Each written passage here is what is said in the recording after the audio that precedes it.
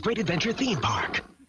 We've scared up the fun in shows like the all-new Night Creatures with the Crypt Keeper and a bigger and better hayride to the unknown.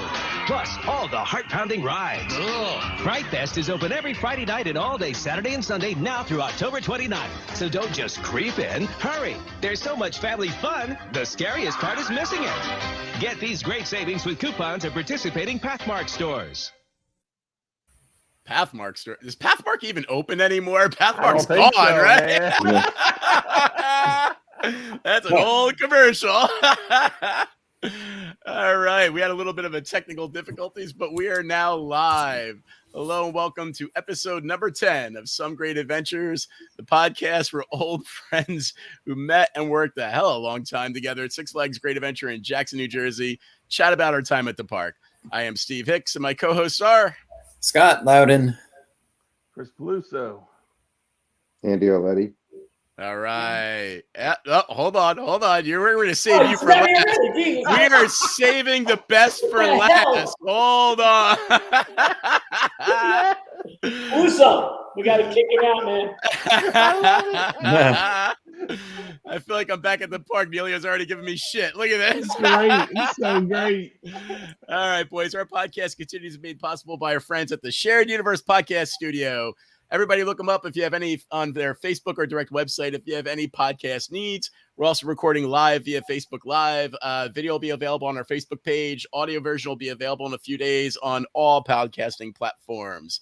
So, boys, we have all been anxiously awaiting having this guest host on. When we first started this podcast, we made a list up of what guest hosts we would like, and top of the list with the bullet was our brother in arms from rides, Mr. John Nilio. How the hell are you, John? How you guys doing? Good. So we always like to start out by like having our guest talk about basically their past at the park, their whole GA career. When did you start? When did you leave? Why'd you leave? And what positions did you have while you're there? So now I'm going to pass it fully off on you, John. It's all you. It sounds like he could fill up a whole hour just on this. Nilio's got more than any of us. Well, you guys, I started in 91 at the park as a ride operator in 220. Back then, 220, Lock Flume, where were we? Lock Flume, Rolling Thunder, Bugs Bunny Land, not BBNP as they call it today. I started there, moved over to 160 at the time and worked on lightning loops. And from that point on, I went and became a trainer in rides. And then a year and a half later, I moved into the supervisor role out in 230 at that time, which was Scream Machine, Parachutes, a couple other rides there. The Joustabout, can't forget that one. And then I stayed in the park till about 2001. And at the end of 2001, they offered me a full-time position. So I made the decision to retire from teaching, and I moved into a full-time position as a park services supervisor, grounds at that time. Stayed there for 2 years, and then the kind of shit hit the fan over there in 2004. It was a lot of up and down. We didn't have a set park president. They were running the park out of the Northeast with one of the vice presidents. A lot of stuff going down there. So I decided at that time it was best to take a hike. And I went up and worked for Homeland Security up in Newark Airport for 2 years. And then came back to the park in 2007. Billy came back to the park at that point also, because he left, and he brought me back. And in July of that same year, they promoted me back up to full-time supervisor. And by Christmas, they made me a manager. And that's where I was up until this past July, when I decided enough was enough. And I said, you know what? I gotta enjoy myself a little bit. And I think what really happened was COVID-19. When we went through that, the park closed for a while. They lay everybody off. They sent everybody home except for a few people to keep an eye on everything over there. I was one of the people that stayed home And I figured at that time, I enjoyed it. My grandkids, my kids came over every day, like a party. And I said, you know what? I could do this all the time. So I made the decision back in May to announce my retirement, and I left in July. So that's it. It's 28 years minus the 2. I mean, it's 30 years minus the 2. So it was 28 years at Great Adventure. So it was a run. Wow. Congrats, man. Good for you. Congratulations, John. So there we are, Peluso, we worked together in, back then it was 160, Hell yeah, man. Andy at 220. Scott, you're all over the place, Yeah. Nobody wants to work with me. I understand. It was good. I enjoyed it. I really did. I had a great time there. And as I talked to Steve earlier in the week, and I said, you know what? The shit gets in your blood, man. It becomes your home after a while. But, there's a time when you got to say, that's it. You got to cut it.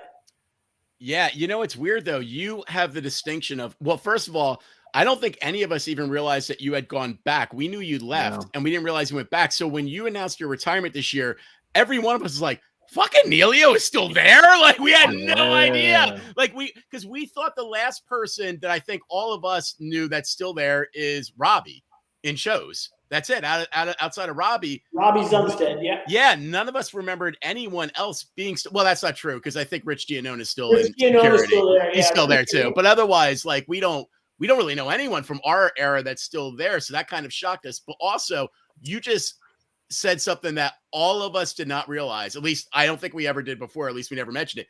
You're the only person that worked 130. None of us ever worked 130 or even talk. We skip 130 on almost everything because all we've ever done is cover it. None of us ever worked it. I was going to say I've only covered it. Yeah. Yep. Yeah, I think 130 was probably one of the best sections in the park. I loved it. I loved the Scream Machine. Parachutes was there. They had the Joustabout at the time. They put a couple of those carnival rides in, the jump and shit like that. But, it was great. And then Peluso and what are we calling them? Oh, the cult leader. They decided to go to one of the full-time supervisors and get transferred over to 160. And I hated that shit. Especially climbing up free fall. Holy shit. Oh, 150. Yeah. No, 150, 160. Yeah. I remember you telling me all the time. I loved 130. So it was good. It was a good run, guys. I mean, I enjoyed it. Well, John, where did you work? What section did you work the most as a seasonal soup? I want to say 130. Okay. So boom. Scream So you've just locked in what we all say earlier. Like we had a couple episodes where we did an East versus West thing, and it was me and Andy on the West versus Scott and Peluso on the East. And at the end of the day, we all agreed the reason why we even have an East versus West is because wherever you spent the most of your time as a seasonal soup, that's generally, or as a ride lead, that's where your loyalty lies. Like, it doesn't matter. We've all covered every section of the park at the end of the day, pretty much, but it doesn't fucking matter when you talk about like your best times. It's where you spent your most time. So that was a loaded question because I almost knew you were going to say 130 because as soon as you said you start there, I was like, I guarantee that's where he is like loyalty lies, which by the way, also proves the top half of the screen is 3-2 West rules, okay?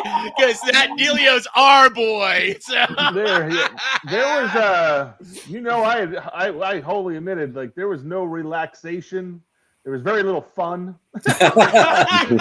Hold on. Based on Batman, like in my land, it was all based on Batman and Freefall and some sort of ridiculous pride in running up that fucker 13 times a night or something like that. I'm gonna have to get off of this train because, like, we had plenty of fun where I was. Oh no, that's why I said just 150. Like 60, I heard it was a laugh riot. Yeah. Unless you were baking in the sun at the bottom of the slides, it was a lot. That's true. That's true. Yeah. Or stuck in Koala. 150, 160. I tell you, when they put the chiller in, fuck that place, man. I had to get out of there. Yeah, that one was pretty crazy. John, you had the right stuff, right? When the right stuff opened, I think. Yeah, 130. I always remember that. That's right. Oh, yeah. That's awesome. They moved the space shuttle there. Remember when they did that? Oh, yeah. Yeah. Yeah, Right man. Stuff Good gets times. shit on, but I love the Dino Adventure. I fucking love the Dino Adventure. Yeah, Right that's Stuff, good. man. Yeah, That thing Dino Adventure rocked. was I good. mean, Yeah, that was pretty cool. it was great, right? I mean, the Yeah. Top Gun one was okay, but the Dino one, that was Yeah. fucking fun, man. Yeah, and that's why they only like kept it for like a month or two, right? Of course. It was like awesome. I think it was just supposed to be a Fright Fest type thing. I think that's what Yeah. it was supposed to be, but No, unfortunately, they it really did. was the best. You think did Elvira for Fright Fest? Remember that? Oh yeah. Elvira was the Fright Fest one.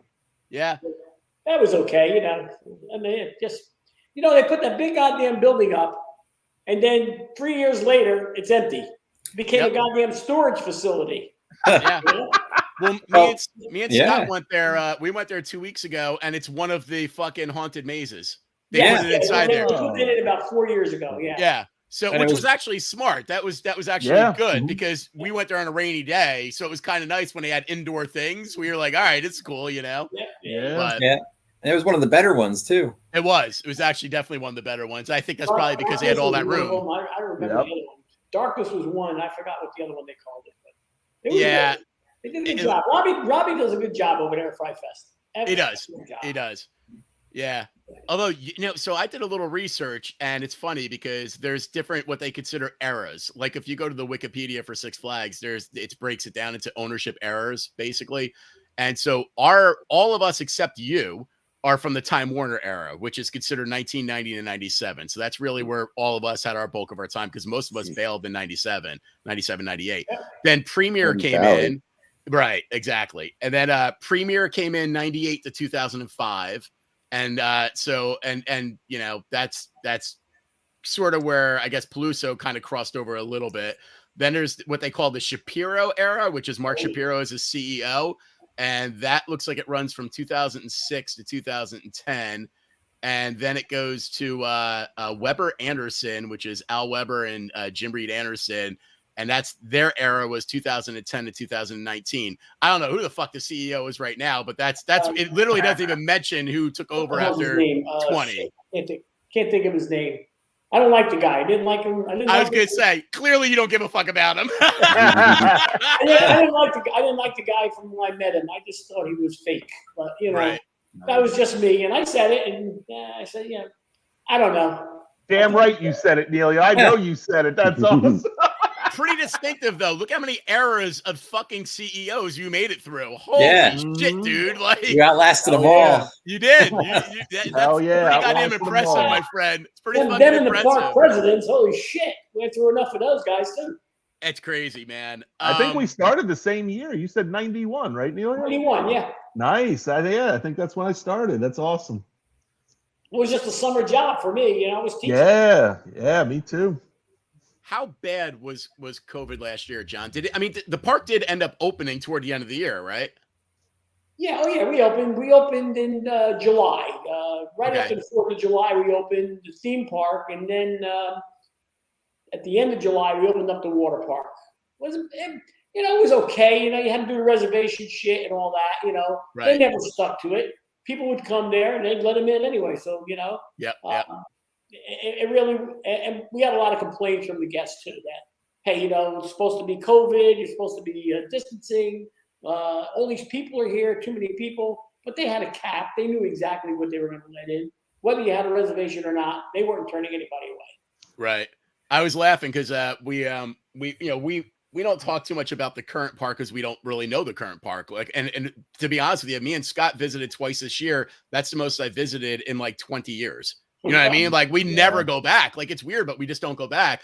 But we were talking a little bit about like the effects of probably COVID on it. And we were laughing because we're like, when we heard they opened the water park, I'm like, that's exactly what I want to do. Go into that water in a pandemic where people are like, you know, God knows what in that fucking water. Talk about a super spreader. Fuck that. Well, I got to say, I got to give it to them though. They did control that water park. They didn't have more than 2,500 people in there. So it wasn't too bad. So, you know, it was kind of, and a lot of people didn't really go, even though they had a cap on it.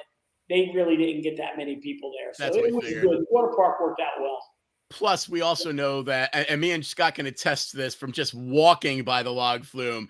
There's so much fucking chlorine and shit put in that water, dude. Yeah. I mean, I don't think the pandemic can last through what water treatment puts in that shit. Batman.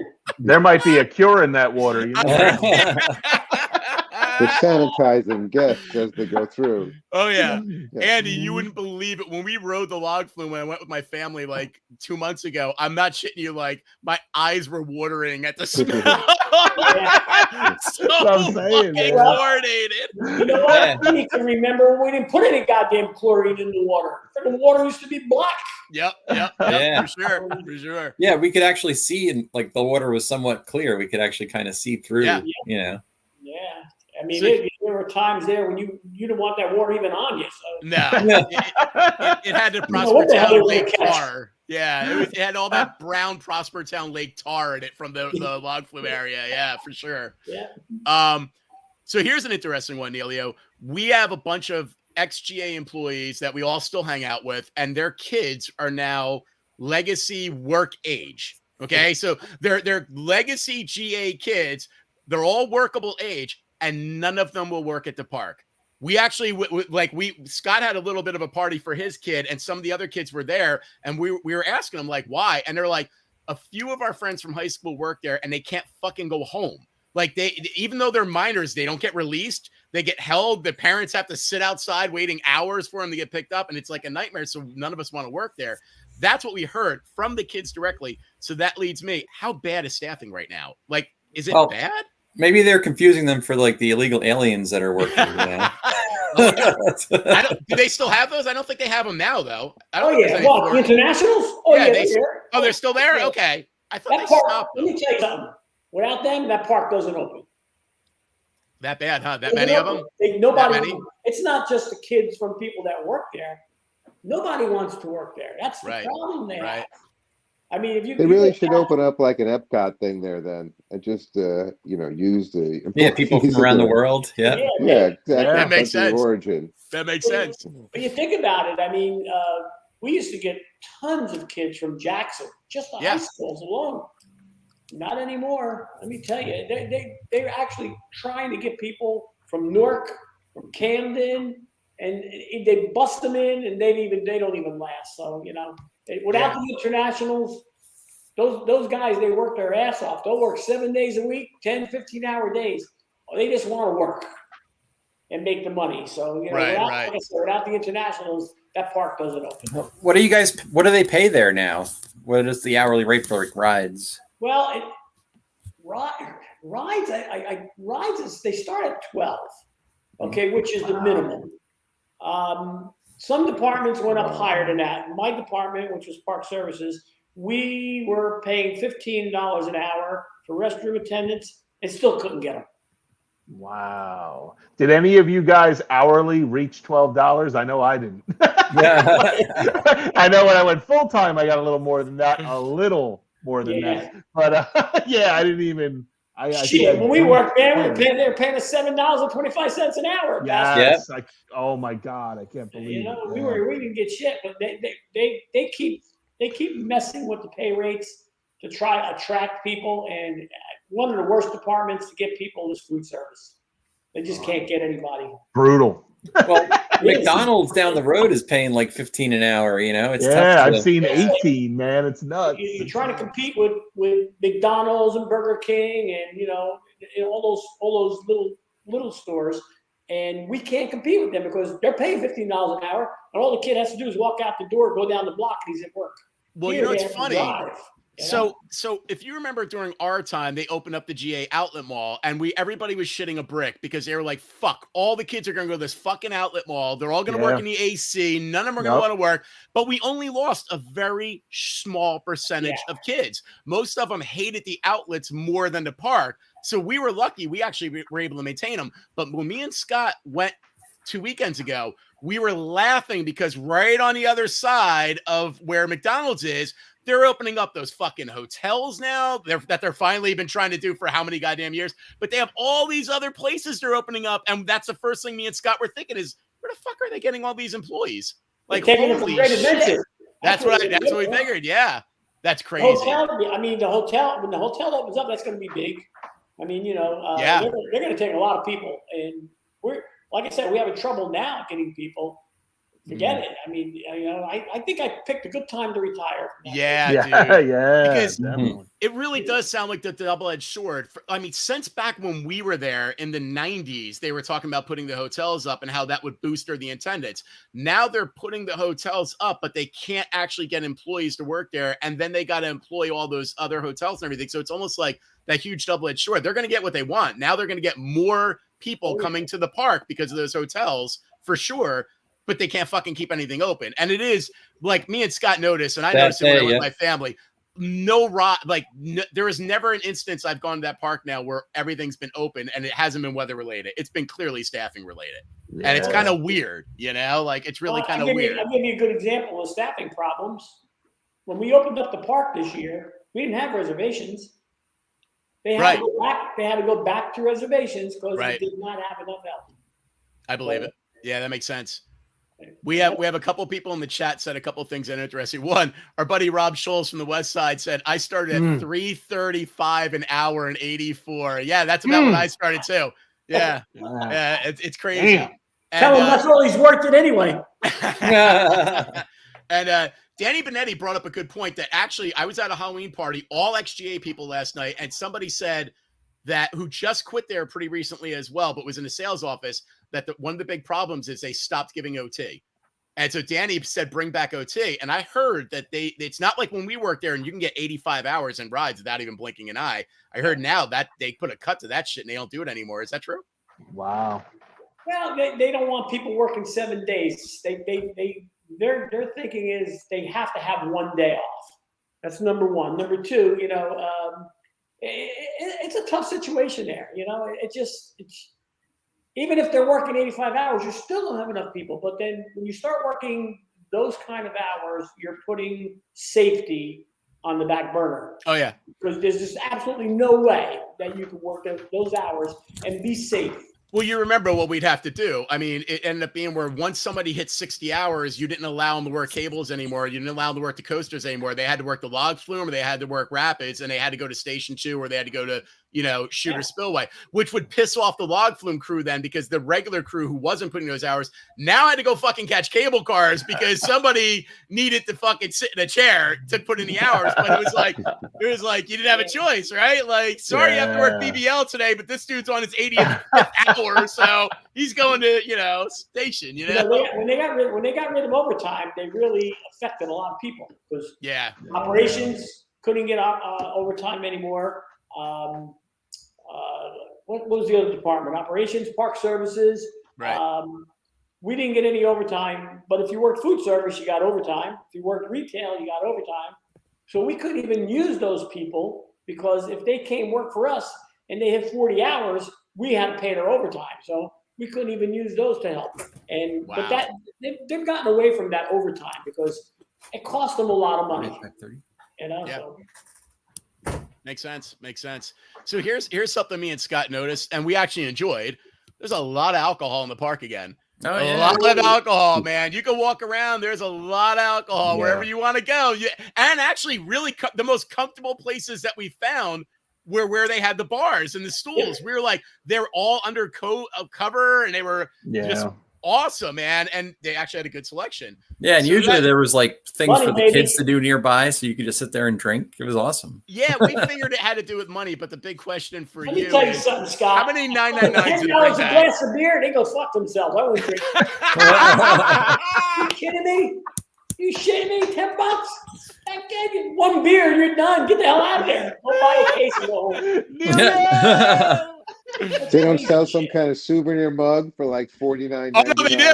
They do. Actually, we wanted to get it, but you can't bring it on a fucking ride, and we didn't want to pay $2 for a goddamn locker. But they had a skull that lights up, and the beer gets put in it. And I was like, that's so fucking cool. But I'm not carrying that fucking thing around and paying for a locker at every ride, Oh yeah, man. It was the back end scam, the locker shit, $10 a beer. So they make some good money on the alcohol. So we figured that was the major reason. And also, in reality, I mean, it doesn't look like they opened the fest area at all. And for a while, that was the only place you were able to get alcohol, was they would open that special area. So it just makes sense if they spread it back out like they did, They were probably looking at every other thing. I mean, Disney and Universal, there's alcohol every 10 feet. Absolutely. So they're like...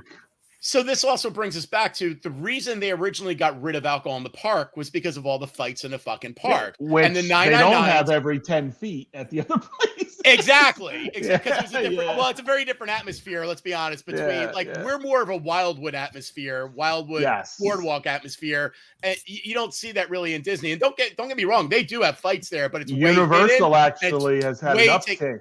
And you can see them. You can look up the videos and see there's fights out there left and right. But it's never been anything like what we used to have. When Not we had, as the gangs frequent. coming and shit. It was probably like the late 80s that they. I don't know if you guys seen any of the connoisseur pages lately, but there's been a lot of there's been an uptick in the amount of people getting in fights and getting thrown out of the park.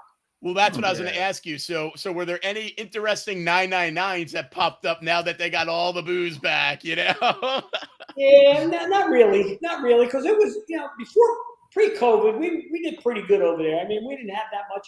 We eliminated a lot of our problems. And a lot of our problems were the buses coming from New York during Frightfest. Yep. Right. That was our biggest problem. I mean, those fucking people were crazy. Yeah. They would fight the state troopers. I mean, that's how bad it was. And we kind of got away from that.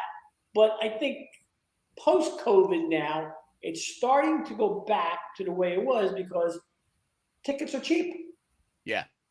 I mean, and what happened prior to that is the prices were up there. It costs a lot of money to come into the park. I don't know. It was pretty pricey for us to get in the park. Let him talk, and then we're gonna jump in here, Scott. Okay. Go ahead, Nilio. Finish what you're saying. Passes are cheap. Your memberships are cheap, and then if you have I think it's the platinum membership, you can buy a cheap ticket for your friends. I mean, at 50% off. So and you're bringing the wrong element in with the cheap tickets, and that's the problem they're having. That's the problem they're having. So it's funny that you say the cheap tickets because we saw at our commercial opening the Pathmark discount and everything. So me and Scott went for Frightfest 2 Sundays ago. There wasn't no Pathmark discount. That's for sure. We literally, not a joke. We couldn't find a fucking coupon code to save our fucking lives. No Coke can, not even a Coke can. Nothing. A virtual Coke can. And we had to book the shit online prior to going there. Like John was saying, you had to do the reservation thing. So this is no joke. Just for me and Scott to go on a Sunday and be able to go during the day. So basically opening, and then go to Frightfest. So we also want to be able to go in all the Frightfest attractions, right? And parking. It was $300 for me and Scott. Shit. $300 exactly. It was like $297, and that's for 1 parking pass for the day and 2 tickets each. And we were like, "What the fuck?" But then this is what blew our mind. Scott goes, "All right, well, we're here. Let's go see how much that upgrade thing is for the season's pass for next year." So we go over there, and for $31 fucking dollars, we get a season's pass each that includes parking, all parks, Safari, Water, and Six Flags, Holiday in the Park, and the rest of this year and all of next year. And I'm like, holy fuck, the price disparity, man. Whoa. Their idea is to draw you in. Get you in there at a higher price, and then worry about the cheap tickets next year.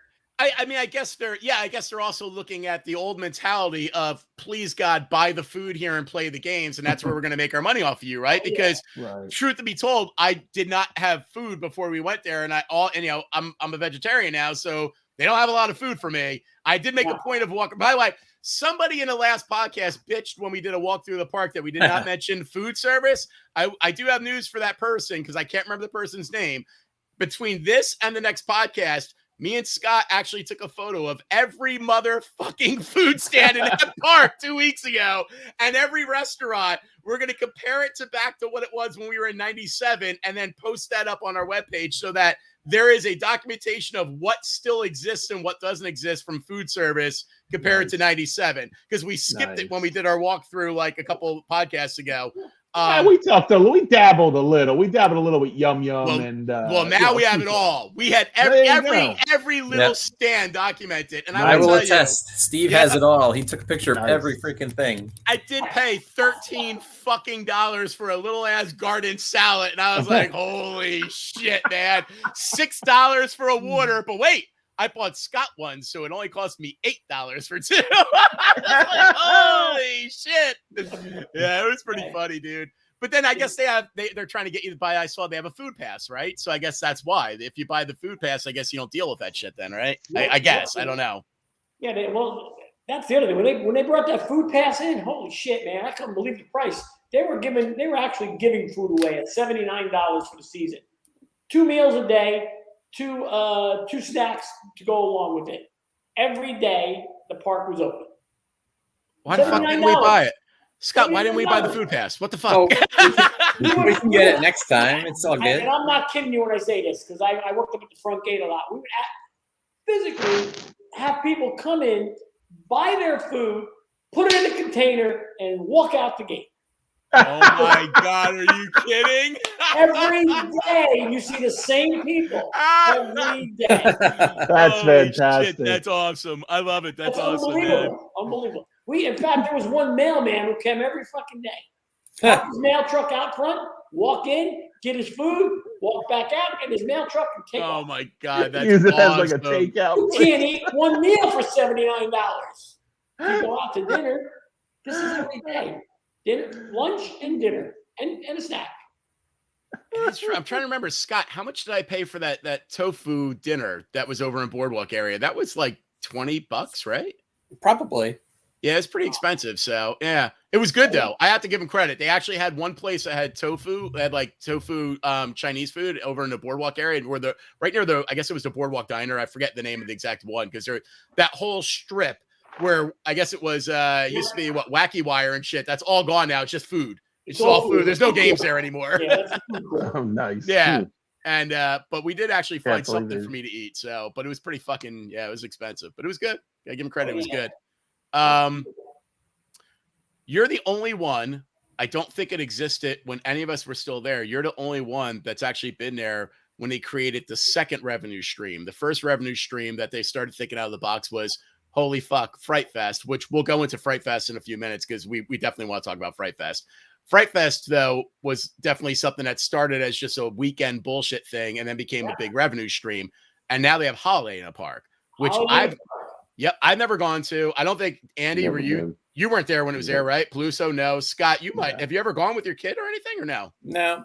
Mm-mm. You weren't there when they had the first when they did the first one out in the outer mall. Nope. They had a nice rink and everything. Yeah. Yeah, Nice. they had that lasted for a year or 2 years, and then they got rid of it because they were losing money. And then it was gone till Fitzy came in as park president. Okay. And he brought Holiday in the Park back. Because him and I had some candid conversations. Let me tell you. And when he brought, I was kind of happy to see Holiday in the Park come back, because for us that was the best time of the year. Right. Families. No problems, no issues. You're open from 1 to 8, 1 to 9, and it was a nice time of the year. And you can forget all the shit that went on with Frightfest before that and all that stuff. It was just a nice time. So I think they did good by bringing Holiday in the Park back. I think that was a hit for them.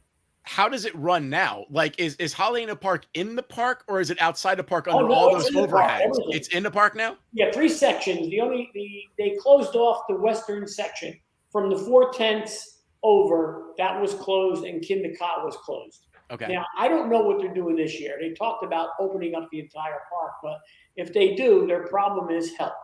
Yeah. So, and that was one way to control it. By only having 3/4 of the park open, they were able to staff it without any problems. So if they change that and they go to the full park, they're going to have issues. What is it like? Like, what is Holiday? Like, are rides open during Holiday in the Park? Oh yeah, all the rides are open. Yeah. It blows my mind. Like 35-degree weather. Or 30. Yeah. If it gets that cold, they won't run the coasters. Oh, okay, yeah. Because I'm People sitting here are thinking in so April, freezing on them sometimes in April, like in December. Oh my God. So Yeah. But It's cold enough running those rides. It's a nice time. You can go into the stores. Everything's decorated. You can buy Christmas gifts. They have food, Christmas food. Of course, they got the bars open. You know, they wouldn't be the same without that. They have some of the animals in there for the kids. You know, and they had the prior to COVID, they had Santa Claus, where the kids would go in and, you know, do their thing with Santa Claus, and they get a gift and they leave. You know. So it was a nice. It actually is a nice time there. So again, I don't know what's going to happen this year. Last year they didn't do Santa Claus, but people didn't miss it. I don't think, So right. It turns out okay, Me and Scott are definitely going to do it. We're trying to get Batman there in the bottom to go with us. He's hard to lock down on any commitments here, but we're trying. Batman, he's got a lot of commitments. Yeah. But Gotham always wants something. That fucking Joker always screwing around with you, man. I'll tell you the one thing they should bring back for Frightfest is the hayride. We're going to talk about that. We're talking about that. That's where we're going next, buddy. That's where we're going next. But before we jump off Holiday in the Park, the other thing I was thinking about is it just blanked out of my mind. God damn, you threw me off with the hayride. You threw me off the Holiday in the Park. Fuck, I had a good thought, man. I fucking forgot it. I don't know. It's not going to come to me now. All right, so why don't we switch topics here? Well, actually, first, Andy, you got anything else before we jump into Frightfest stuff? Anything else you can think of you want to talk about? Ask Nilio about anything? No, it's just everything that's he talked about since then. Since we've been there, it's just completely foreign to me. I haven't been there in so long. I don't even think I'd recognize it. You knew it changed when he wasn't calling it by the one numbers anymore. He was like 220, 230, exactly. 260. I was like, that's a recent guy. That's not our guy. That's a recent guy. Yeah, the numbers are different.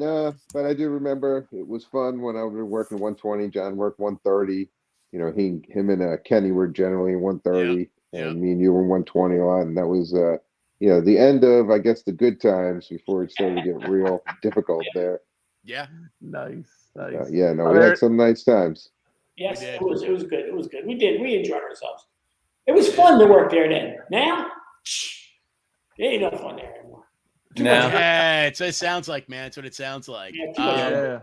Danny confirmed it. He rode Nitro in the winter. That's gotta be brutal. It's freezing. Yeah, fuck that, man. Die. Fuck that noise. 70-mile-an-hour wind chills and yes. Like, what the hell is that? That's crazy. So let's jump into Frightfest since it is the Halloween episode. So it's funny. Frightfest actually started during our time. Frightfest at Six Flags started in '92. And whatchamacallit? Our last year, 97, was considered a 6th annual Fright Fest. So we actually made it through 6 Fright Fest. Some of you, like Peluso, you made it to 98, I think. So you made it through 7. Prior to 92, what they were doing were Halloween weekends. They were doing their Hallow weekends. And that's back when we were just doing work crew.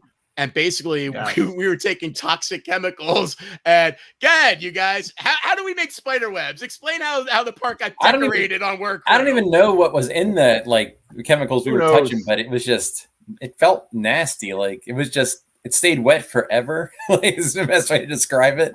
Like the fire retardant. You know you weren't going to catch fire. Yeah, fire retardant. Yep. Although I did watch a show and somebody was like, yeah, they tested me and I had all this fire retardant chemicals in me. And I was like, they probably worked Fright Fest with us. Yep. No shit, man. But I mean, closing work crew, a big part of our closing work crew, which we've had a whole episode where we talked about opening work crew, but we never really talked about closing work crew. Closing work crew was the kickest thing in the world because closing work crew, you weren't rushing anymore. You were basically winterizing the rides that they were already deciding were closing down for the season, and they were done. So, things like the Irrawaddy Riptide, the Baby Moon Flume, that thing was closing down. We weren't going to run it anymore. So, there was no load testing, but it was still plenty cold. And that was the good part, though. You were cold, but, it was more leisurely. You weren't rushing to do load testing. You weren't lifting heavy stuff. Because we all know that not everybody here was. Oh my God! Are you gonna bitch that you're in the back of the truck right now? Where this is going? We all know that only two people ever get on. Me and Andy were in the cab of the truck. Some of us were. I have news for you. Nilio was in the tailgate. Going to fucking the free fall shed. Yeah. Yeah, stop your bitching. Stop your bitching. By the way, you two schlubs at the bottom, Nilio was a cab driver with us. He stayed in the warp, so fuck you. He's on our side. That's what I said. There's only two of us here who know the the we true know both story. sides. We know both sides of the coin. Some supervisors had to stay with the regular people in the back and control them, okay? That was your job, all right? There was no control, man. This isn't February work. We were right there scheming with them. We were like, all right, when they get back with the truck, you jump them. We'll take the keys. And that's why you ended up in games at the end of your career and then out of the park, Scott. That's why. Yeah, I made it a good solid 6 weeks in games, I gotta say. Oh, shit. It is funny, though, because the end of work crew really just consisted of like closing down rides, cleaning up garbage, because you finally got a chance to really clean the park when it went weekends only. And making fucking spider webs. I mean, I swear to God, that's what I remember the most is like, we didn't even help really. I don't remember help decorating. I don't ever remember putting them up really. And I do either. Did we do it in the first couple of years? Staple gun. Oh, that's right. We did do that. Webs. You're right. We did hang them. Fuck. I totally forgot about that. I forgot about that. But I mean, it seemed to me like I swear the only thing I remember that really always sticks out is fucking playing with the fire retardant chemical and making them so that they can't get lit on fire. And I was just like, nothing's ever going to get lit on fire. And they would give everybody, X-Acto knives. Remember, we had to twist them all up, slice them with a big razor blade. Them up. Yeah. Oh, I do remember the X-Acto knives. Dip them in the flame retardant. Yeah. I mean, I'll be honest with you. Outside of fucking helping the safari, I don't remember anything else on closing work crew. What the fuck else did we do? Nothing. You only had 2 weeks to get everything closed. Yeah, pretty much. There was always lots of I remember covering phones. Did we cover phones with garbage bags? Garbage bags. We have to collect every little item. Yeah, everything out of the sign-off boxes had to be cleared. Collecting all the books. Yep. Oh, wait. I do remember one thing that we would do. We would shove people underneath the stations to clean them the fuck out. Any station had an underneath area with all the leaves underneath the fucking the Music Express. Oh, Music Express sucks. Oh, yeah. I do remember that. That's true. All right. So outside of that, basically, I will say, so I'll give a quick recap of the rest of Frightfest, basically. The first year of the hay rides, of Frightfest was 1993. Okay, so technically it was their second year. The hay rides were named during our time. They were named Hay Ride to the Unknown. Then it was Nightmares. Then it was A Tale of Leeds Point. Then it was In Court Presents Hay Ride to the Unknown. Then it was The Nightmare Returns. And then we get to 2003, which was where it goes back to being the Unknown Hay Ride. And then that was it. 2003 was the last year of the hay ride, which surprised me and Scott because we actually didn't even know they stopped the hay ride. So when we got our fucking, our little passes 2 Sundays ago, we're asking her like, when did they get rid of the hay ride? And she actually said, to her credit, Scott, she said, I think 2003. And I was like, I looked at Scott and I was like, no fucking way this stopped in 2003. That was the best she was part right. of Frightfest. I know, right? It totally was. I agree, man. Mm-hmm. And definitely. The crazy thing about the hayride is that that's actually the reason why I love you so much, Nilio. And that's not a joke. Like we work together as supervisors. We cross paths with each other. We were never direct seasonal soups together though. Nope. You were always in a different section.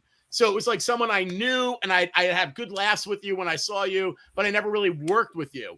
But then my last year, when they went weekends only in 97, I got fucked over and my full-time position in games got eliminated.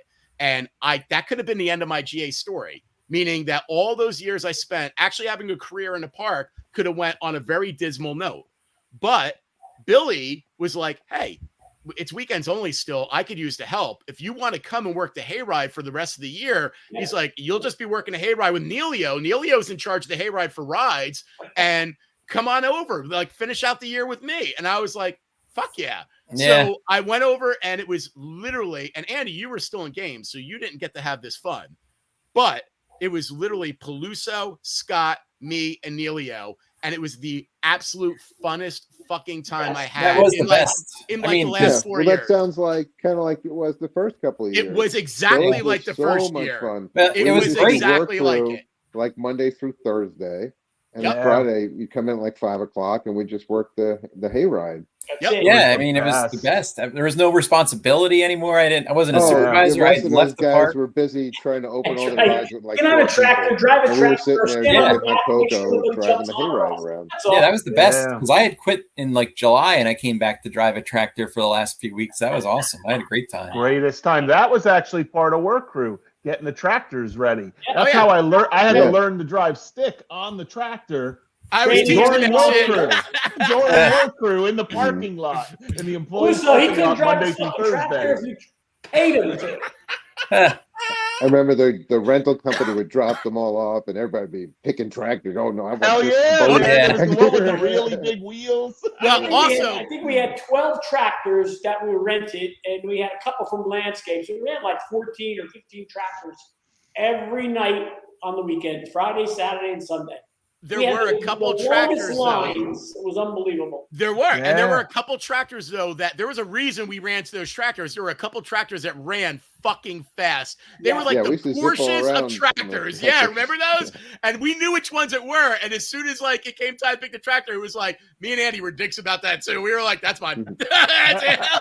The only person, Are you the only kidding me? person I who wanted the looked at slowest tractor tractor was- possible. I didn't know what the hell I was doing. I still can't believe they let me drive. I just didn't. I didn't want the old tractor sucking the diesel fumes all day. That's Yeah. all I. Yes. We had That's right. maintenance to those. Landscapers.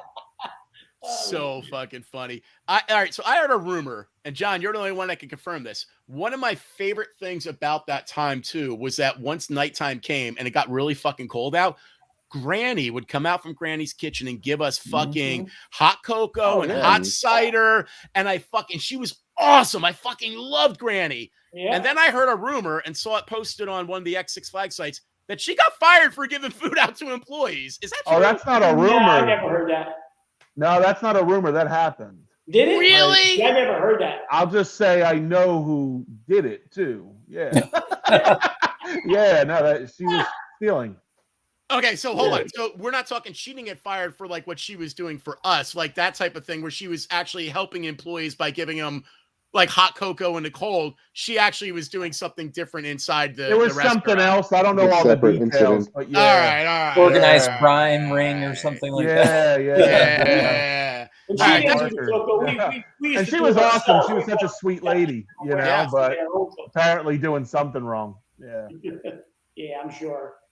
That sucks, though. That sucks, man. Yeah. Granny's one of my favorite members. I mean, literally working for Nilio those last weekends only. And that was also the best because the first year it was, I think, like me, Andy, and Kenny were technically in charge of it that first year. So it was a little more stress. Yeah, it was a little more stress because we actually had some responsibility, and like, you know, if wagons were hitting fucking Koala Canyon bathroom or shit like that, like we were in trouble. But that last fucking year, it was all you, Nilio. You were just tell us what to do. We'd be like, all right, boss, and that was it. We didn't Hell yeah. It was so fucking fun, man. That was the best time for me. I love doing that shit. That was great. So great, dude. It was so awesome, man. Yeah, it's great. But I also remember some of the things I loved about the hayride. The first year they did the hayride, it was supposed to be the Chemist's Nightmare. That's what it was. 1994, it was the Chemist's Nightmare. So it was supposed to have a mad scientist. So Bill Haggett, if you remember, we ran the wagons and we were in charge of that. And there was a story. I don't remember. And it seemed like they tried to have stories years after, but that first year there was actually supposed to be a story of the mad chemist / scientist, and all the different sections of the hayride were supposed to be parts of his like devious plan. And at the end, there was an actor who was in a mad scientist outfit, and Bill Haggett, who was in charge of 4-Star Entertainment, and they ran the actors inside. He hired me because he heard that I did special effects, which I was going to school in Pittsburgh for. He hired me to make the guy's head. And he basically said, I was like, well, what are you envisioning? And he goes, I envision to be like a brainy scientist. And I said, what if I make a fucking brain and it pulses? It pulses. And he was like, I love it. And I was like, done. So I made it so it was like basically it was like a latex hat that the actor could pull over his head. Okay. And I knew who the actor was. I met him and everything, sized him out. He had a standard size head, nothing special. So I was actually able to take a general mannequin head, and I created a latex brain that had two, we call them bladders. They were basically like balloons inside of each side. Tubes ran down into the back behind his lab coat, and in his pockets, he had 2 tubes that if he had 2 like little compression things, and if he squeezed them, his brain would pulse. Okay. And to hide the seams, we put like a crazy scientist wig around this side. So he kind of had like the Three Stooges look, you know, like he had that type of hair, you know, and it looked really, really fucking cool. The dude put it on the first time, was like, I don't want this on my head. And I was like, this is what they want you to have on your head. This is what you've been hired to put on. And he was like, okay. And he was like, well, how's this thing work? And I showed him how the bladders work. I turn around, I shit you not. I turn back. He goes, yeah, they're not working anymore. He pulled the fucking tubes out of the fucking bladders. And he knew that the way he pulled them out, they couldn't go back in right. And I was like, Jesus Christ. So I just went and told Bill, I was like, look, here it is. I showed him it before the guy ever put it on. So he saw it working on my mannequin head. And then I told him what the guy did and everything. And he was like, whatever, just as long as he wears it. I shit you not. 2 nights into it, the dude pulled the thing off so the seams were visible on purpose. He pulled the hair off so that way they would see it and it would look bad. So he didn't have to wear it anymore. So the whole thing that I got paid to do lasted a matter of 2 fucking nights. And I was like so fucking bummed about that. But, you know, whatever, you know, that's just a little tale of the first night of the hayride that we worked, you know, fucking knucklehead. I also remember the ending of the hayride, and I don't know how many years this went, so you would know better than me, Nilio. Always, as the hayride was leaving the exit gate behind Buccaneer, would always be Oingo Boingo's Dead Man's Party. That fucking song was playing every fucking time as you went through there. And I love Oingo Boingo. So for me, I was like, yeah, Danny Elfman, you know, like it was so much fucking fun. Like you were there a lot longer than us. And now, did you work the hayride every year all the way to the end? Yes, every year. They put me in charge. Phyllis put me in charge of it. How did it evolve? Like, I mean, so we left in 97. We left after like basically year 3 of the hayride. Like, did it still run the same way, or how did that change for you? We ran it the same way up until 2003. And then in 2004, when I left and the shit hit the fan at Six Flags, they eliminated the hayride that year. They didn't have it in 2004. It never came back. That sucks. That was a bummer. That was a bummer, man. People still ask. Yeah, I mean, I'm not. Our opening commercial was deliberately picked because it actually had "Hayride to the Unknown" in it. I was like, "That's so cool! It has a hayride in it, you know? Like that's pretty badass." I mean, the props they had back there. I don't know if you remember the one year they had the Voodoo Man. Remember the Voodoo Man? I do. Oh yeah. Holy shit! He used to scare the piss out of people. Yeah. It was. I love the shout out to the Crypt Keeper, man. I used to love to go over and sit next to him and listen to those jokes, man. I love those bad jokes. Oh yeah. Crypt Keeper was the shit. Yeah, they went through so many variations of what they would have in the back. Although I do remember that last year we did work. While we had the best time in the world, the inside of the hayride sucked and was never staffed. You remember that? Like that was a problem. Like we would be sending wagons through and they'd have 2 zombies in the graveyard that typically would have like 8. And it was like everybody always seemed to be on break. Like everybody in the acting. There were some bad times. Yeah, there were some bad runs. There were some embarrassing runs. Like you're going through and you're just like. Well, also, here's one of my favorite. Nilio, you're going to remember this. You guys are all going to remember this because even the first year, Andy, you were there, this would happen. We had a pacing that was allowing everyone to enjoy each scene. But the line outside kept getting longer and longer and longer.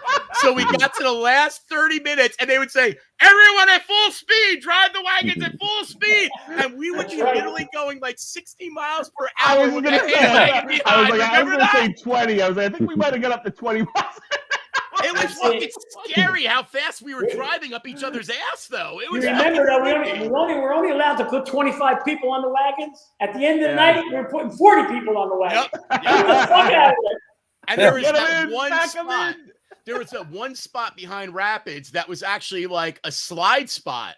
Where do you remember if it was raining and it became a mud spot and you could actually slide the wagon down and lose the fucking wagon down there, like almost into the fucking lake. You know, so well, this was the type of thing that really should require like a CDL license. That's what I'm saying, man. You know, what the hell was I doing? More people than probably a school bus. And we were I learned to drive stick in the parking lot. Yeah, I remember old dirt roads.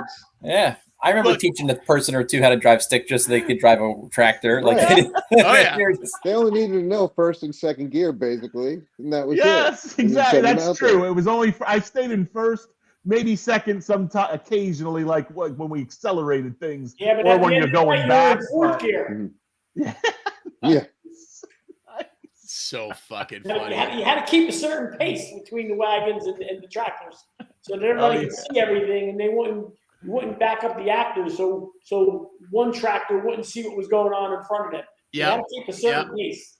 So, well, shit. In the first year too, 4-Star wanted us to have. We had to put a ride attendant had to be on each wagon. Yep. So we had to have a ride attendant sitting on each wagon, and 4-Star originally had a script that they wanted the ride attendant to read, and none of them worked shows. None of them knew how to do any of that. So it was like we would end up reading it, or they were reading it, and nobody was listening to them in the wagon. Nobody gave two shits about it, and it was hysterical because you'd be like trying to read the script that's supposed to tell what's happening each scene, and just no one cared. No one wanted to hear it at all.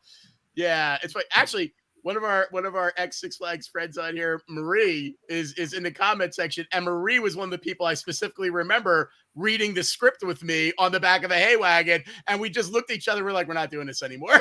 Nobody cares. Nobody's listening. We're done with this. No one's listening. This is just stupid, Like, it was so funny, man. Oh my God. Good times. It was good times, man. It was pretty goddamn good times. Now it's weird because you go there now and some of the staples from Frightfest are still there. So like over on Ski Show Path, the cemetery is still there, just like it used to be. And it looked exactly the same, just more robust. And I will say, like you were saying, the one thing I give Robbie credit and shows in general and credit for is that they would absolutely every year from the first year they got a budget, they would shove all that shit into the elephant barn. And every year in work crew, we'd go in that elephant barn and there'd be two things: fucking Frightfest props up the ass and Tony Roundtree's DJ albums. They would be all over the place. Like hundreds of boxes of T-Bone's fucking DJ albums. Remember that shit, Andy? Nice. I'd be like, what the hell are these doing here? But they because they kept buying more props every year, I will say, like, the park looks amazing. Like, there are some seriously large, really cool Frightfest stuff this year that me and Scott saw that's just in the middle of like nowhere here and there that you're just like, that's really fucking cool. Like, looks really fantastic, Yeah, landscaping used to do a really nice job too. Oh my God, Yeah, for sure. It's definitely that was the one thing they were smart about, is keeping those props and keeping a little bit of a budget every year and buying more and more every year. Because it's definitely paid off. I mean, now going back like 20 years later, it's pretty cool. It looks pretty cool. I gotta give them a lot of credit for that. It's pretty neat. All right. So before we jump off of the Frightfest stuff, I'm gonna show you guys something that's never been seen before. So I found footage from 20 years ago to this month. 20 years ago, October of 2001. I was learning video editing, and I had a video 8mm camera. Okay. And it took high 8mm camera tapes, which look grainy as fuck now when you watch them. Okay. And I conned a shitload of Six Flags people 4 years after I left the park. This is how close we all still were. Conned a shitload of Six Flags people into filming a bunch of scenes that I was going to edit into a zombie movie trailer. The zombie movie. So the ironic part is that everybody except Nilio, everybody here though, the regulars on this podcast, we're all in it. We all filmed scenes in it.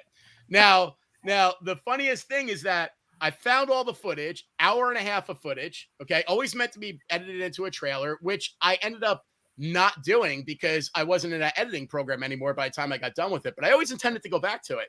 Ironically, I found the shot list, so literally it was all there. Like, everything I needed to make this trailer was still sitting there, right? So I brought up iMovie on my fucking iPhone, and I haven't edited anything in over like 15 years. So I brought up iMovie though and taught myself how to use iMovie. A little easier these days, yeah. Dude, it's very intuitive, and I spent about an hour and taught myself how to use iMovie. I pulled all the footage in, and so, gentlemen, I'm ready for my close-up. For the first time ever, Yes. for the first time ever, I am going to show. Can you all see this on the screen? No. Yep. No, yes. There we go. Yep. Here we go. Holy cow.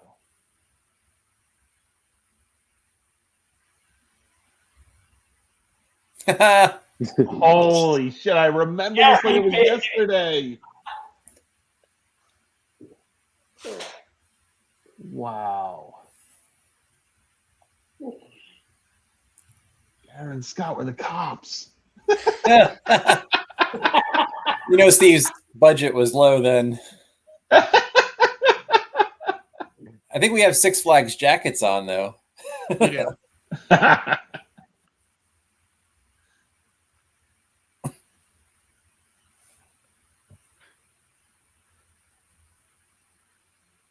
Is there any sound?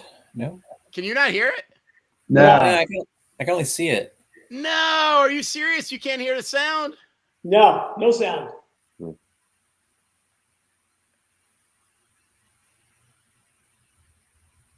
Oh I don't know any way to make the sound go in, though. It's still gold. It's absolute gold, man. She always posted on Facebook with sound. Was that the cult leader? Yeah. Hold on. Let me see if I can who will not be named. Let me see if I can share it in a different way. Hold on. Let me see if I can share it in a different way. Hold on. I love that you found that, and at least my hairstyle is a little better now. Even though it's gray, it's better than it was. Hey, I hear it. That's better. Yeah, I got it. All right, there we go. Two bumbling cops on patrol. It's not fucking real. They put it in the paper. They admit it on TV. It's all fake. I think they can do those moves if it wasn't fake. Yeah, some parts might be fake. When they start grabbing the arms, you twist them and slamming them, it looks really fake. All right, man, it looks really fake. Well, as long as you think it's real, that's all that really matters. Hey, you're not recently. Where the fuck did that go from? You go from wrestling to racing in one sentence? Why are you being a pussy? Just answer this Just because you're not getting it doesn't mean that fucking the All right, here we go. Here we go. We don't have to get started. I don't want to have. All right. So just one time, just come Melissa and your best friend. What? Your house sounded pretty loud, man. At least go there and see what's going on. Man, you're the biggest pussy on this world. Satan is reading from the Book of the Dead. So Satan, Prince of Darkness, Return to our plane, these dead vermin. return to our plane these dead vermin. Graves full of thieves, murderers, and whores. Graves full of thieves, murderers, and whores. So that they may work for I. So that they may work for I. Who remains in service to you, my only true God. Who remains in service to you, my only true God.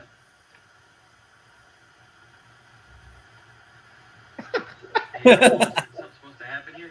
What the hell do you think, Monkey Spank? Hey, boss, why don't we go write that tune? Maybe there's something we can use in there. Hey, that's a pretty good fucking idea. Let's try it, Pencil Dick. Hey, boss man, What? what if the spell works and the cadaver starts to walk? What? There's no if about it. This spell book's the real thing. I got it from a witch, and I'm not talking about your mother. When we go into that crypt, that dead body's gonna be moving. Now let's go. Get your dumb asses down that trail. I'm fucking cold. Bring a candle? Leave the fucking candle.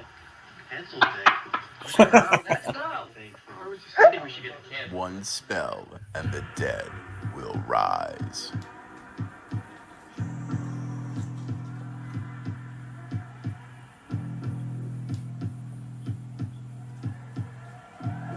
As night comes again, hell is about to break loose. Because you're the fucker who crashed the patrol car. They haven't let us near one ever since you wrecked the damn thing. The bitch got in the way. Yeah, you run through a stop sign on the way to get your cat out of the fucking tree, and you expect me to believe. I came to a complete stop. She... I told you, fucking party. And the dead will walk the earth. Hey, JJ still looks the same. That's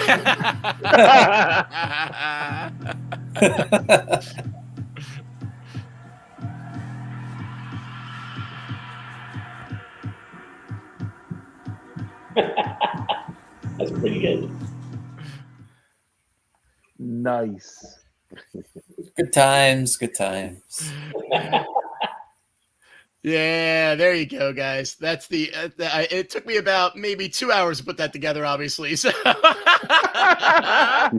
now the funniest part is, Peluso, you my cousin Andy, Kathy, me, Carrie, and Andy and Chris Buchanan. We're all in a party scene that was just so many different cuts. I was like, I have no way I'm going to get this done before I just remember over and over again being on the couch. We were sitting on a couch. You were playing asshole. asshole. Like, okay, imagine a zombie comes down. Yep. And then we did it like 10 times. And that was it. That was it. It was supposed to be a party scene with a zombie coming down the stairs into our basement in the old Powell house. And so this is my promise. I don't know if we're still going to be doing this podcast a year from now, but if we are, I have all that footage and I will re-edit it more professionally with the party scene. So all of us are in the trailer. Wait, if we are, you should we should do like a flash forward 20 years. And they're still fighting the zombies. We're all like old and like slow. Look, we need a reboot. It's 20 years later and JJ still lives with me. We could totally do it, you know? Exactly. Shoot it on an iPhone, man. It'll look great. So it would. So here's some fun facts of that. Scott was totally right. I borrowed 2 security outfits and went to Harry's Army and Navy and got got New Jersey State Patrol patches. Put them on the jackets and just got badges so that made the cop uniforms. We all made the cutting room floor except Scott because he's such a good actor with Gary. I had to leave him in there. So, Brenda, the female zombie, she had to do that scene 3 times. It was freezing out, and we fully buried her 100%. She breathed through a straw every take before we would remove the straw, and then she'd count the 3 and then come up. And she did that shit in that cold. So yeah, that was pretty cool. And the cemetery scene with our friend, the Satanist and the cult leader, that's 37 minutes of retakes to finally get to that one cut, which that cut was actually exactly what was in the script. That was actually perfect, but we were laughing so hard. We had so much fun making this that all the outtakes is cutting because we couldn't stop laughing. The scene with Gary and Scott being the cops was the exact same thing. I let them ad-lib, and all of a sudden they would say shit so fucking funny, we'd all start cracking up and be like, fuck, we got to redo it. So we'd have to go back and do it over again. Yeah, it was a good time. It was pretty goddamn fun, man. That was pretty cool. All right. So here's a couple other things.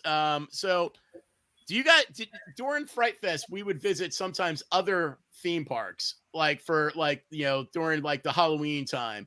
I remember a bunch of us took a trip to Spooky World, and it was my roommate at the time, Dan. It was Shorty, Stacy, Baha'i chick, I think. And we went to Spooky World, which was an amusement park in Berlin, Massachusetts that I don't think they have it anymore, especially probably because of COVID, but it used to be huge. And it was basically, a Halloween themed amusement park that would just open up with nothing but haunted attractions. They would have a guy with a chainsaw that would actually like make like Elvira's out of a log, like using a chainsaw. Like the guy could like literally carve it into like masterpieces. It was crazy, but it was basically a horror themed park that would just open up for like 2 months. And that was so much fun visiting those other parks. I remember Hershey Park did their own version of Fright Fest, and that the park looked amazing there too. I also remember me and Scott going one year to Spooky World and not checking the weather, and drove one Saturday all the way to Berlin, Massachusetts to fucking get completely vacationed. We drive up and it's rained out, and it has a sign saying, sorry, due to weather, the park is closed today. Oh, shit. No shit. We drove all the way to fucking Massachusetts. Yeah, that was pre-internet. What can you say? Yeah, I think we ate KFC and drove back home. Yeah, that's like the saddest fucking trip ever. Yeah. But did you guys ever do that? Did any of you guys ever like go to any other like the Fright Fest stuff and any other theme parks or anything? No, never went to any other theme park. Never made it on any Spooky World trips. I remember they do a lot of like local hay rides and stuff though, out in like Monmouth County, out in all those farms we had. Yep. I was big on those. I had a book at the time, like back in like the end of the 90s all the way through the early 2000s, I had a book where every year I would just scour the web on all the local hayrides and haunted houses. I'd print it out, I'd put it in a book, and every Friday, Saturday, Sunday, if I wasn't working at the park, that's what I was doing. I was going to somebody else's haunted hayride or anything, and I fucking loved it. I just had so much fun doing that back then. What about you, Peluso? Did you ever do any of the other fright shit? Not really then. I gotta say, like, as much fun as I had at our hayride, at times I felt like I needed to turn around and yell boo because it sucked, Yeah. So I don't know, you know what I mean? But, Universal Horror Nights, like I've gone maybe 15 times now. I absolutely think that's the greatest thing. I mean, it shits on, what we. I love it too. I agree. Yeah, it's unbelievable. I went back when they were doing the parade. They first started the parade, and it was like, I gotta say, they had such a smart fucking gimmick, man. So Universal did a parade every single night. They did a horror parade, and they would throw fucking beads. It was their version of a horror Mardi Gras. Yes, but they would have a box. They would have special beads that would only be that night. So like there would be like beads that were like vampire fangs all the way around your bead thing, right? Yeah. And they would all look like Mardi Gras beads, and they would throw them out. As the parade went, they throw them to the guests in the crowd. There would be boxes only thrown out one night for the whole fucking season. So those things became eBay fodder. But even worse, like you go back to the fucking resorts and people would be like, holy fuck, you got one of those. I'll charge you 80 of these beads for that one bead. Like people were like nuts for these fucking beads. And I was like, nice. Universal got the gimmick. They know how to do this shit, man. Yeah, it was pretty smart. No. Yeah, it's incredible. Yeah, although I'm going to say, man, even me and Scott went through all of the attractions this year, and I mean, I can't compare them to. I don't know if they're any different than how they were over the last 5 or 6 years. I don't know what's been affected by COVID to a point where it's, what I'm saying, it's a lower version of what they offered in the last few years. I have no idea, but I will say, like, some of them were good, some of them were really not good. They were real garbage. Like they were just it was clear where they were going for quantity. They wanted like 8 haunted attractions you can go through. 4 were really good and 4 were just throughput. It was kind of like it was their version of a flat ride in the haunted attraction world. There was the one where it was like there was just like one actor that we saw the whole time. The fucking bloodshed. I'm like, the bloodshed, it's the most metal sounding attraction. Of course the guy made fun of my farmer's tan. I was like, son of a bitch. Did they still do the thing where they do the public execution? That was always pretty cool. That was badass. That was. I actually forgot about that. That was fantastic, but I didn't see any of that. No. They definitely had some shows, but we didn't stay and watch the shows because we did the whole day. So and it was a rainy day, so we were kind of beat. But I don't think they do the execution anymore. I have. Oh, that was badass, Andy. That was fantastic. That's a good pull. That was a really good one. That's true. I know they still do have. They have a lot of family-friendly shows. It looks like because we got the brochure, so we looked through it. But I didn't see that, so I don't think they do that anymore. But that was pretty badass. You're totally right.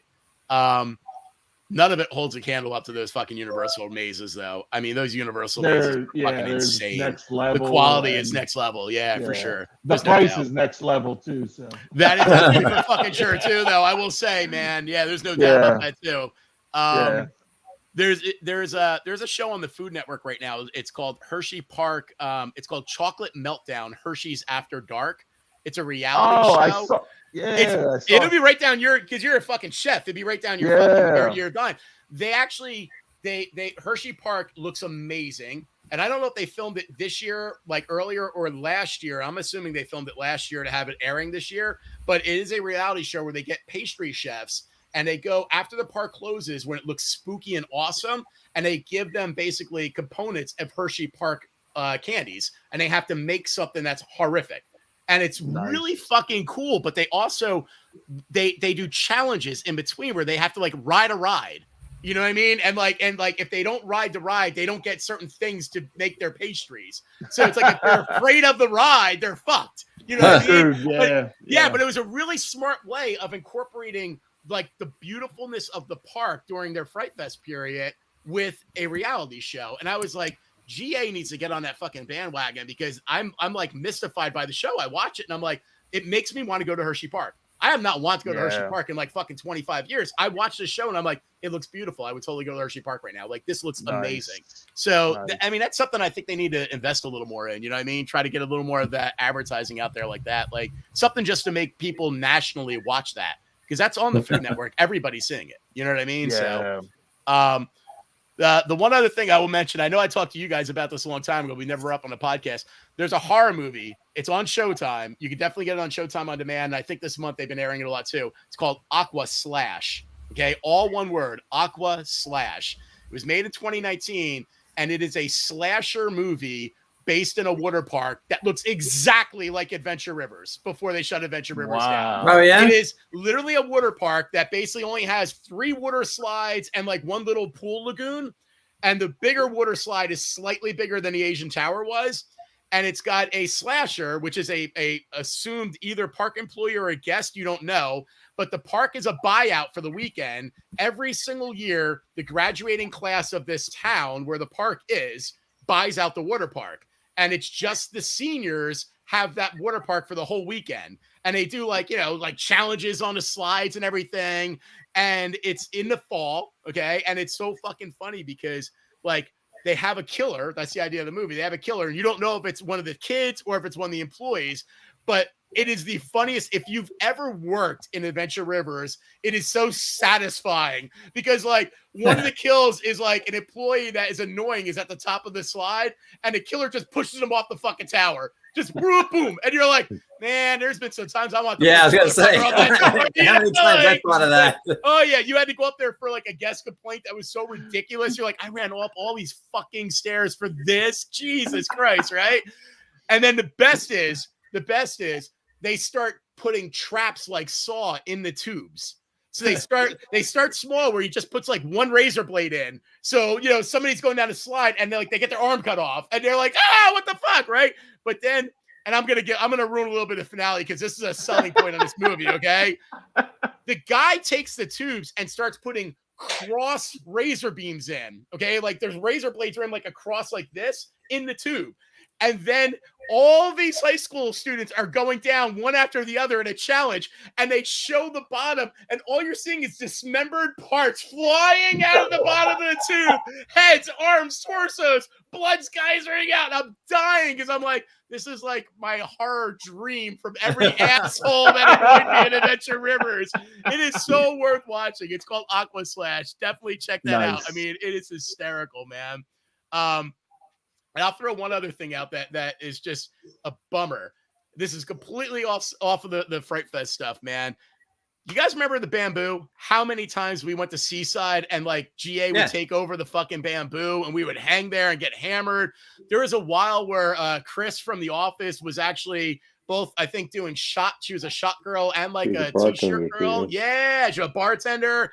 That place closed like 2 years ago, and I don't know if it closed because of COVID, but it closed like 2 years ago, and it never reopened. And they formally announced it is actually being like destroyed.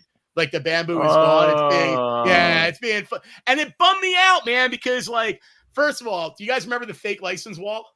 Yeah, everyone got, baby. Boom! Oh my God. So if you got caught going into the Bamboo with a fake license, they confiscated it and put it on the wall. So for the rest of the time that place was open, your name and your whatever picture was on that license, if it wasn't yours, would always be on that fucking wall. And like Mike Simone got caught, so his license was on that wall. And it used to be so funny because for years after I left the park, I'd go to the Bamboo like, you know, one winter or whatever, and he'd be like, "There it is," you know, like it's still there, you know. That was a bummer. And then one of my favorite memories, I think almost all of us, maybe not you, Nilio, but I know Andy and I know me, we all celebrated our 21st birthday with GA people. Like, and you know, my 21st birthday was at the Bamboo.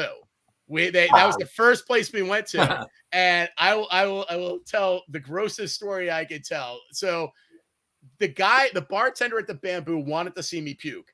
So he kept giving me free shots on purpose because he was like, I'm going to make this motherfucker puke. He's good. It's his 21st birthday. I'm going to make him happy and I'm going to make him puke. And I remember every time I went up to the bar, I didn't know this at the time. My buddy Tony told me it afterwards. But every time I went to the bar, I remember the friendliest bartender going, "Where are you putting them on?" I'm like, "I don't know." And I would just do the shot, right? So, of course, I get totally shit-faced. And finally, My friends are like, all right, we're going to go. So they take me out, and we're in my buddy's truck. And behind us is our other buddy's car. And we all pull out, and the people in the car see it start to rain. And they turn on the wipers. But it's not raining. It's me puking out the truck window. And we're now going 50 miles per hour. And it is coming out in a stream. And it's hitting the window. And it's directly splashing it. But the best is I'm puking so much that they truly think like oatmeal is coming out of the sky. And they're actually trying to turn the wipers on because they're like, it's not stopping. What is this? It's not stopping. It was me literally puking for like 5 straight fucking minutes and all over the fucking car, man. Yeah. God. So that's my bamboo story, man. I'm bummed. I'm bummed that the place is closed. I mean, mind you, I don't think I've been to the bamboo in like 10 years, but still, it's kind of bums me out a little bit. Like, man, that was like an iconic place for us, you know? Like, it kind of sucks it's gone, you know? Yeah. What are you gonna do, right? What are you gonna do? Yeah. Let's see. Let's see if I have some other stuff for Nilio. I don't know if I do. I might not at this What about some favorite hayride stories? Any hayride stories. Shoot. You don't have any hayride stories? No, I don't have any hayride stories. Nice. Do you remember Jason Nilio when he set the ground on fire? Oh yeah! Oh fuck yeah! I'm driving by. I go to. It's dark, so I went by a few times. And Skull Mountain had that that wooden fence that had an opening. You know, you could see. And I'm driving by, and I see a flickering light underneath the. I don't know what the hell it was. Just some sort of weird flickering light. So it looked like it could be a fire. So I stopped the hayride, and I just say, everyone stay inside. Don't get out of the hayride. I'll be right back. And there's trucks, there's tractors coming behind and shit. But it looked like I can't even remember how I got back there, but I get into the queue and about 5 yards of the floor is on fire. The whole thing's on fire. And for some reason, I remember being a little crouched down, and I'm like, oh shit. I go to grab my radio to call it in. And all of a sudden, this huge splash of water comes and puts it all out. And I look to my right, and it's Jason Voorhees right in front of my face. I'm like, what the fuck, man? What are you doing? And he goes, first off, why the hell are you still wearing the mask when you're doing this shit? Like, you're trying to scare me too? So I go, what's going on here, man? He goes, oh, I was just burning off some extra gasoline. I'm like, what? I was like, don't do that anymore. You don't do that anymore, Jason. I got back on the tractor and I went and told Nilio, and he was gone. I think like by the second time I came around, I think Nilio was like, yeah, he's out. We didn't kill Jason, but we got Jason fired. Almost as good. That's so fucking funny. Hey, our set the ground on fire. That's crazy. Unbelievable. That's crazy. Hey, our buddy Mike Todd in the chat. Hey, Mike, he brought up that sometimes the hayride when you and him are working at Nilio would get held up because of celebrities. A lot of celebrities would come to hayride. What celebrities would come there? Because I know of a ton of celebrities coming up rides, but I actually don't remember any during my time on the hayride. Who did you get? Yeah, Shaq O'Neal there. Who'd you Shaq have? Man. Oh, really? Oh yeah, he came. He rode the hayride, and then I had to take him up to Batman because he wanted to go on Batman. And everybody likes the Batman. Dickie was up there. He was the supervisor, and he says, I said he wants to go on, so we put him in the seat. Now he's a big guy. Big. Holy shit! So Neil was trying to push the seat down to get him locked in. We couldn't get him locked in, so he says, "Get on the other side." He says, we just got to get one click. So I turned around and I said to Shaq, I says, you got to take the biggest inhaling breath you ever done. I says, and then let me know. Ready? Go. And me and little Dickie, man, we got that click. That sucker rode 4 times. He says, I ain't doing that. I said, you don't have to. 4 times he rode around on that. And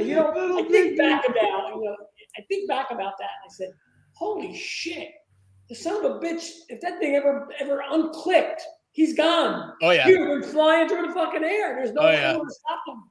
But On that's top what of he it, needed back then was one click.